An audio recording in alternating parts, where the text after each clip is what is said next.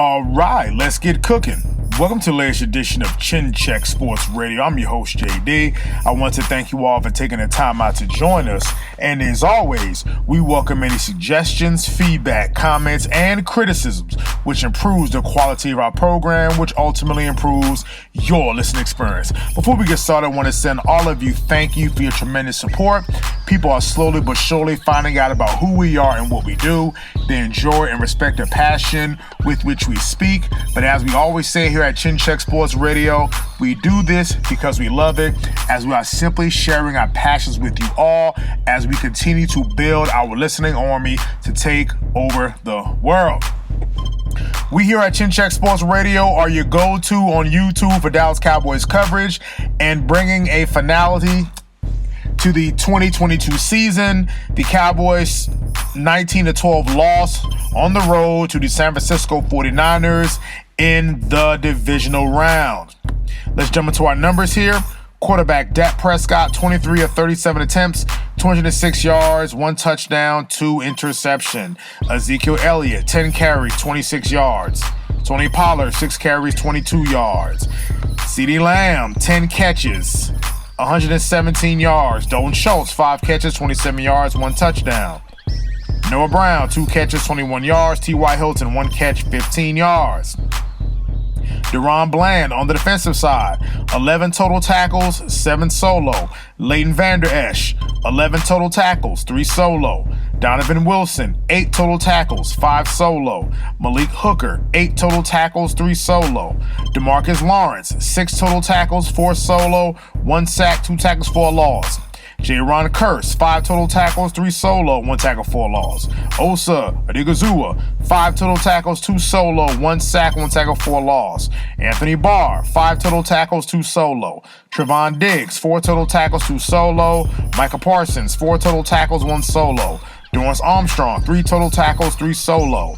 Jonathan Hankin, 3 total tackles, 2 solo. Kelvin Joseph, 2 total tackles, 1 solo, and 1 forced fumble. Carlos Watkins, 1 total tackle, 1 solo.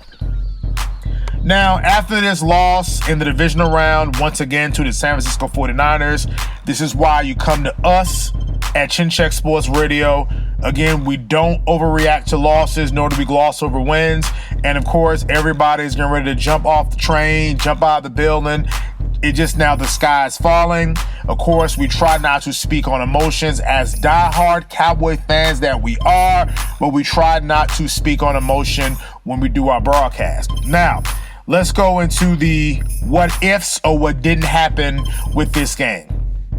Folks, if you listened to us last week when we did the wild card review and the divisional preview, we made it very clear that the Dallas Cowboys should not get complacent. The Dallas Cowboys should not feel a weight was lifted considering all the warranted criticism that they received going into the game against Tom Brady and the Tampa Bay Buccaneers.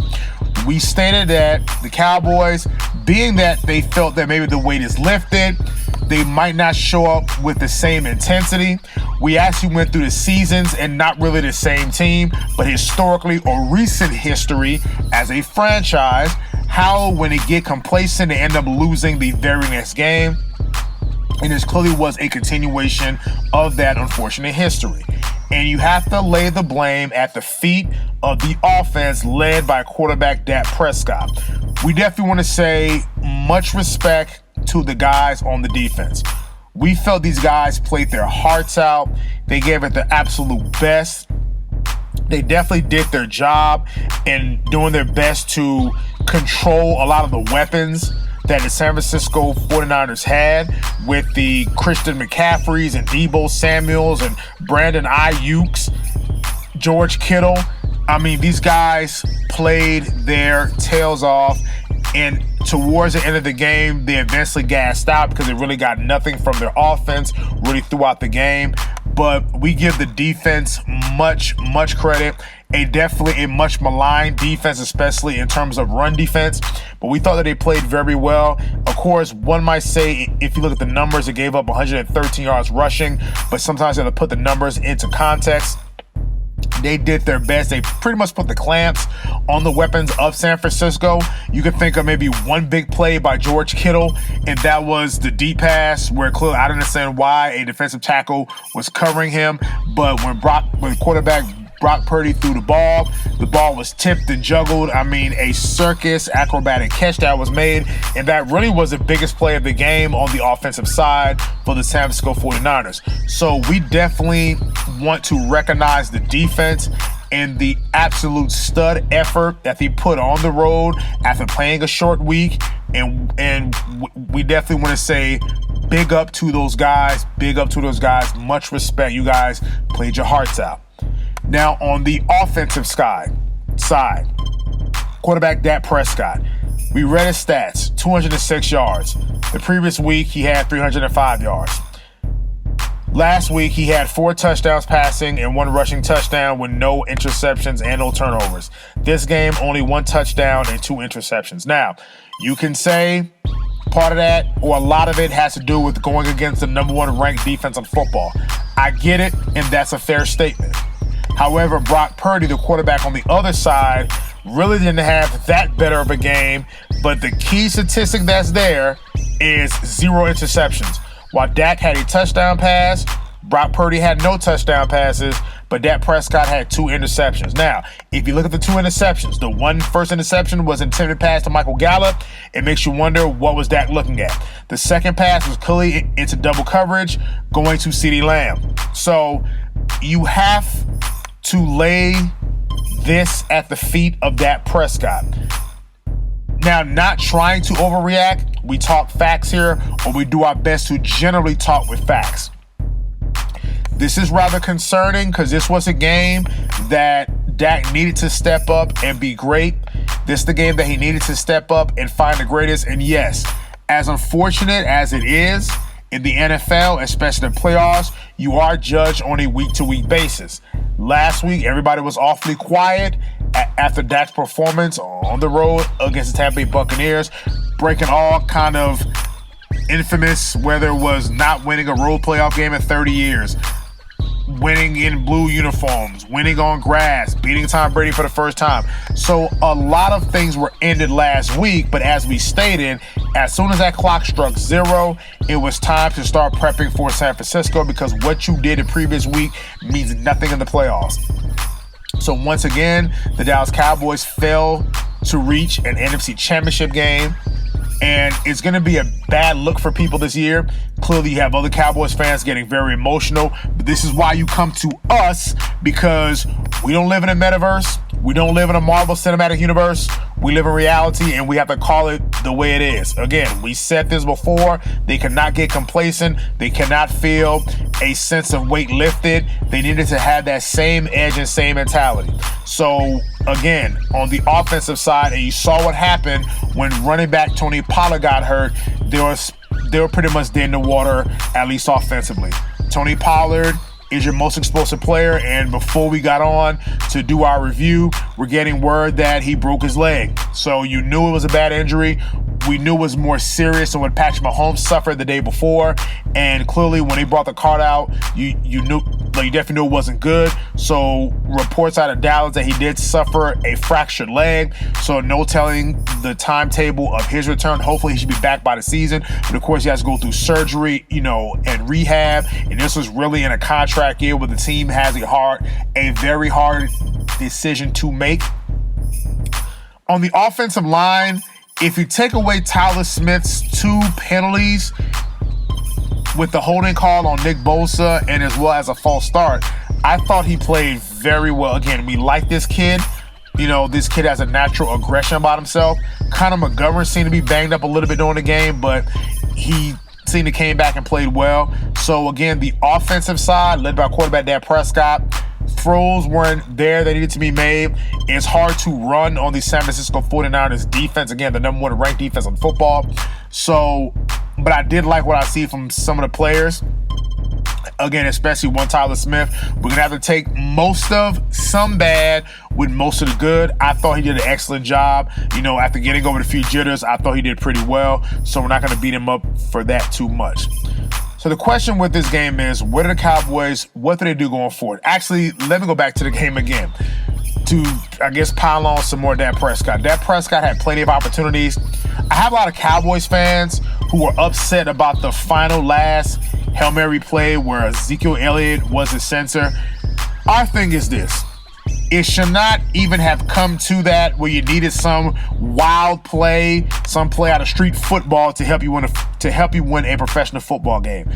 You played around offensively. We say that the Cowboys cannot come out flat in the first half. Folks, Cowboys got 0 points in the first quarter.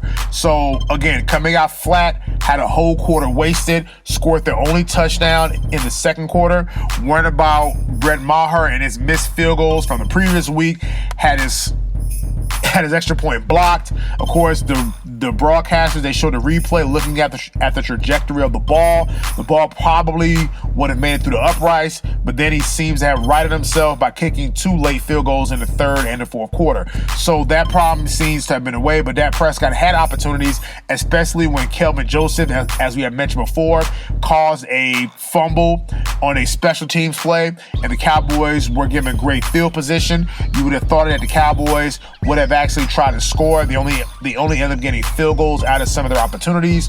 Again, the Cowboys defense with Dak Prescott's 2 turnovers, especially when it deep in Dallas territory, to only hold the 49ers to those 6 points off those turnovers, it really says a lot. It makes you wonder, if you take away those 6 points, the score would be 13-12. It would mean the Cowboys would only need a field goal to win a game, or had they make the extra point and not have high drama with extra points, the game will be tied. And of course, we can win if there's death. All the credit in the world to the San Francisco 49ers. They are the better team. They have the Cowboys number. It is 2 years in a row. They've beaten the Cowboys in the wild card round as well as the divisional round. For some reason, we do not match up well with them, whether it's our offensive line against their defense. So that seems to be the problem there. Again, our defense, I thought, played better last season. I thought our defense played better against them this season than it did last season. So definitely some improvement there. But so now the question is, with the Cowboys, what do they do going forward? Let's start from the top. You have Jerry Jones making comments, stating how sick he was after the game. Jerry, sit down and shut up. It's not the time to make it about Jerry Jones. I get it. He signs the checks. You can have Cowboys fans probably clamoring for the firing of head coach Mike McCarthy. Again, you can look at this one of 2 ways. Another disappointing playoff loss, or actually advancing further than he did the previous year. So you can look at it one of 2 ways. You can look at it as another heartbreaking, crushing playoff loss to the Cowboys, or they got to the wild card round last year. They were one and done. They won a wild card round this season. They moved on to the divisional round. So maybe the next logical step next season would be the NFC Championship game. But that seems to be wishful thinking. But that's one way to take a look at it. Before we get to the main course of this, folks, Ezekiel Elliott. We stated last season that the Cowboys really need to make a concerted effort to find Ezekiel Elliott, to find his replacement. Folks, anybody watching the game is not going to tell me that Ezekiel Elliott is the same running back that he was from 2016 to 2018. No way in hell. There is no way in hell. I'm clearly not looking at the same running back. Dallas Cowboys, do not be fooled when you look at summer workouts with Ezekiel Elliott running on, doing cone drills and jumping over hurdles and doing spin moves, because he's like that boxer that looks good hitting a heavy bag and a speed bag and sparring. Well, I'm going to say sparring, but looks good hitting a heavy bag and a speed bag and shadow boxing. Then when he gets into the ring, he's a shell of himself and he's nothing but a heavy bag with feet and eyeballs. And that's exactly what we're getting with Ezekiel Elliott. We'll get these off-season workouts, how Zeke looks better, he's faster, he's looking good, he's in the best shape ever, he's trimmed 10 pounds. But then when the season starts, he's clearly not the same running back. So the Cowboys, again, need to seriously look into the placement of running back Ezekiel Elliott.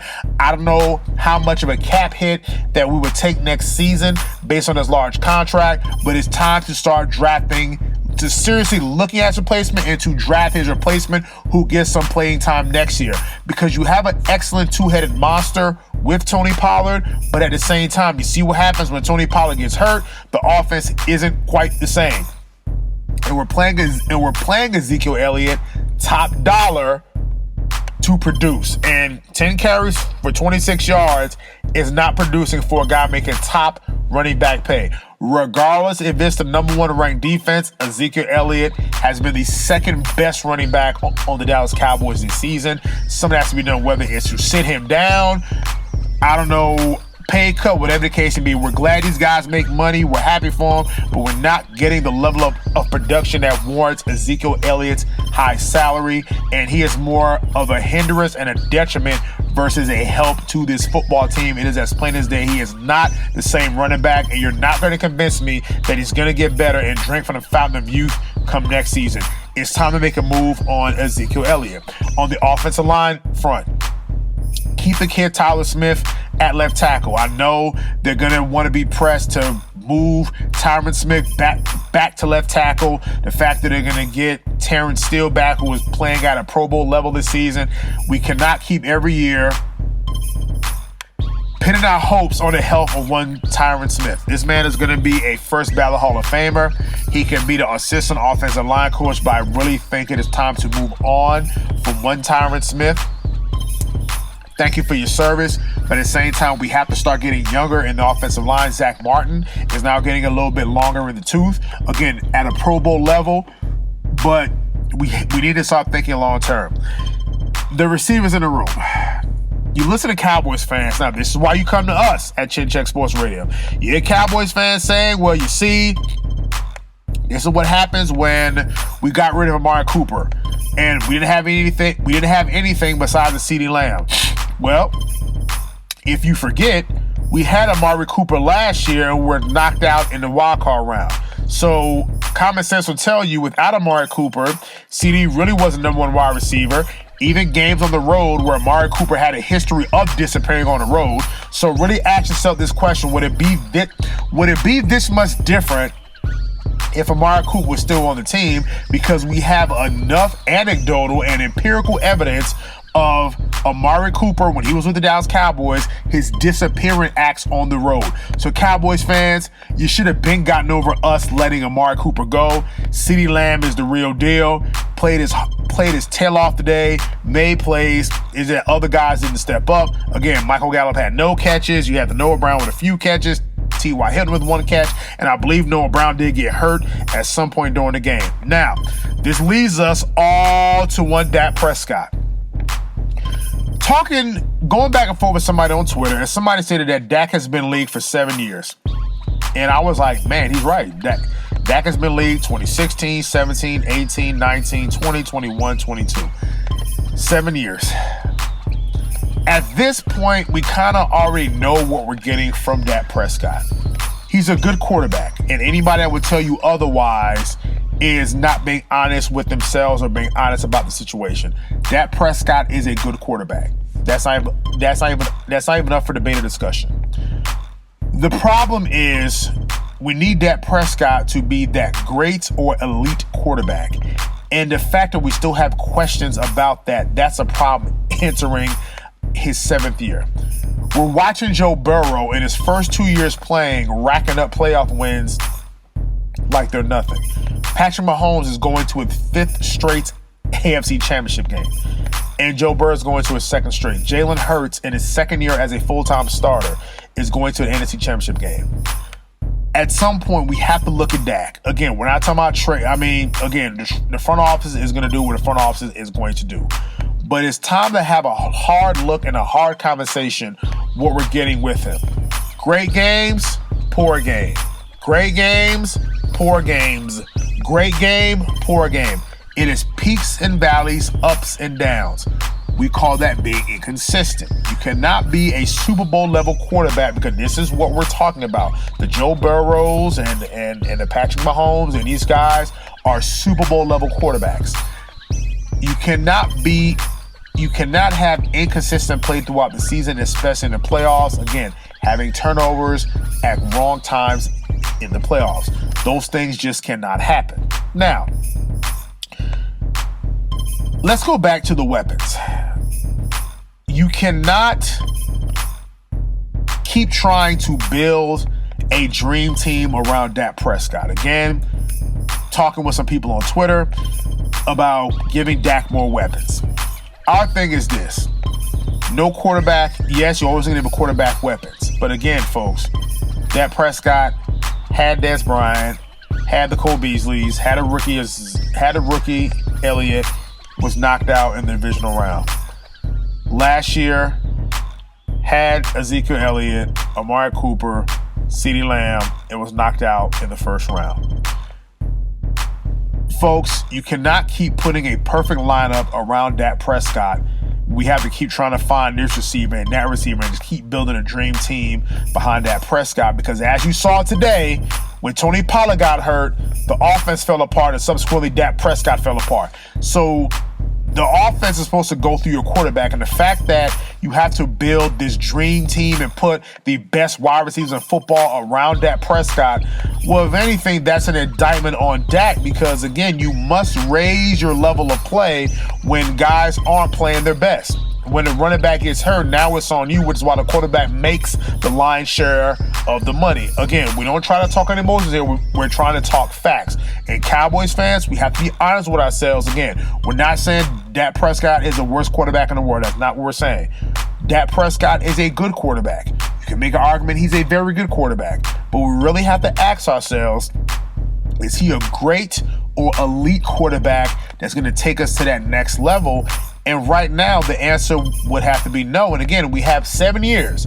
We have a sample size. I mean, we have enough of a sample size where everything has to be perfect. Stars have to be aligned, has to eat the right breakfast, has to have the right amount of sleep. And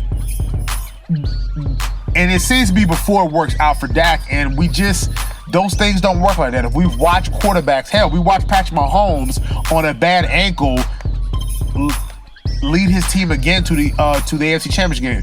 We watched Joe Burrow with his offensive line giving up 9 sacks win a playoff game on the road. We watched Joe Burrow fall behind on the road at Kansas City by halftime and came back and led his team to the AFC Championship game.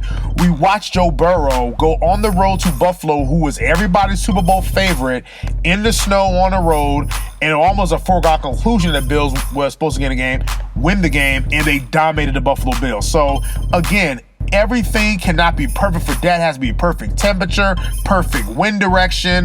You know, the receivers are making spectacular catches. The running game is going. No, at some point, you have to dig deep and find the greatest that you need. And for right now, just talking right now, for the 7-year sample size that we have and going forward, Dak Prescott cannot be placed in that elite category. I'm sorry, he can't. He's a nice guy, wonderful human being, good leader, good role model. I think a good face of the team, a good face on the league. This is just strictly on the field play. And those are questions the Cowboys have to ask themselves. Now, again, you have Cowboys fans that are saying that Mike McCarthy should get fired and let's bring in Sean Payton. Folks, we read the numbers of Sean Payton. Him and Mike McCarthy are not all that different. And you want to talk about when Mike McCarthy won his last Super Bowl? Well, Sean Payton won his Super Bowl a year before Mike McCarthy won his. So go figure. So, plus considering all the other with the Bounty Gate stuff being suspended for a year, so we can keep Mike McCarthy as a coach. Now, the other question that goes into is, do we lose Dan Quinn as a possible head coach? I think Kellen Moore, the questions was after the Tampa Bay game, people were saying that he might get a head coaching job. I think that has kind of fallen by the wayside. But are we going to lose Dan Quinn? His defense played well today, so we can possibly lose Dan Quinn. And the draft coming up, what are some of our needs? I would like the Cowboys, if they're going to go in the first round, grab an offensive guard to pair with Tyler Smith. Again, have a bit of a youth movement on the offensive line. Eventually, a Zach Martin replacement if you want to keep Connor McGovern. Maybe you can bring back Jason Peters on a 1-year deal. There's this defensive tackle out of Baylor who, even though the defensive line played well, but there is a defensive tackle out of Baylor that I actually like. I think he'll be a good run stuffer, a very aggressive kid. There is the linebacker Jack Campbell. If you're going to let Leighton Vander Esch walk, I like the kid from Iowa who won all the collegiate awards in terms of being a linebacker, so he should be good. But we have faith in the Cowboys front office of picking the right people. Despite Kelvin Joseph's special team play today, his ass still needs to be out the door. Definitely the off-season issues and the play does not warrant his spot on the team. We wish to see guys like the Mukwamus get more playing time next year, the Marquise Bell get more playing time this year. Malik Hooker in a contract year had his best season, but we've seen this before with safeties having a contract year and having their best season. We're looking at you, Ken Hamlin. So we've seen this before, so we're not quite ready to break open the wallet and checkbook for this guy. Remember, we still got the Micah Parsons that we have to pay, the Trayvon Diggs that we still have to pay. What are we going to do with Tony Pollard? So the Cowboys definitely have some hard decisions to make this offseason. We trust that they're going to make the right decision. So again, we're pretty much done with our Dallas Cowboys coverage at the beginning part of 2023, but don't worry, we'll be back with excellent content. We'll probably be picking up our fantasy warfare and boxing content. We have some big fights coming up. Well, hopefully some big fights that we get to review and see and the contracts to sign. So until the next time, it's Chin Check Radio, signing out.